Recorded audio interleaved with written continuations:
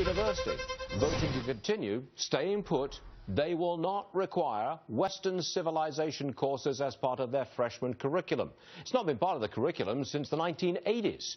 Elliot Kaufman is with us, Stanford student and campus reform contributor. Elliot, what's going on here? I would have thought that a modern university education requires some context of Western civilization, some Western history of thought, the Constitution, etc., etc. What's going on? Well, I agree with you, but not everyone does, unfortunately. The Stanford Review, a student-run publication, launched a petition to bring Western civilization courses back to Stanford, and then all hell broke loose. We, the writers, we didn't even realize how countercultural and how unpopular it would be on a college campus to think that all students should have a basic introduction to the greats of the Western tradition.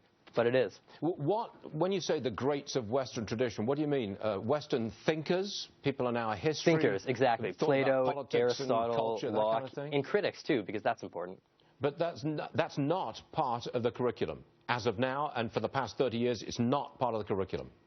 Correct. And being a computer science focused school, many students go 4 full years and graduate without ever even having to contemplate where our liberties come from and why we cherish them. And so, I mean, I just think that's a really untenable and dangerous position for our society as a whole. Why is there such a bias against the ideas underpinning our freedom and our Constitution? Can you explain it? I think I can.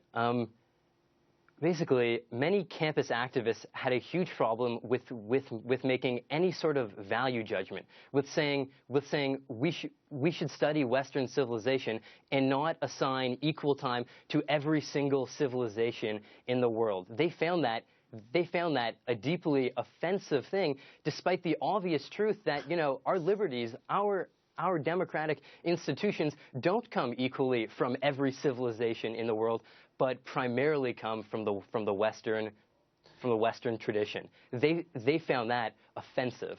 It sounds like there is absolutely nothing you can do about it. Well, we tried. We launched a petition, and unfortunately, we were vilified for it, publicly denounced as racist, colonialist, ethnocentric, and, you know, words I can't even say on TV. There was a real campaign of public intimidation, with activists threatening to ruin the future careers of anyone who even tried signing our petition. So it was a very difficult fight. I just don't know how to follow this. I'm just astonished by it, quite frankly. But Elliot, it's tough for us too. It's just incredible. We thank you very much for being a brave guy and for bringing it to our attention. We appreciate this. Thank you, sir. Thanks so much. You believe that? No, I can't. It's unbelievable. It is. However, I've got something different for you now. All right.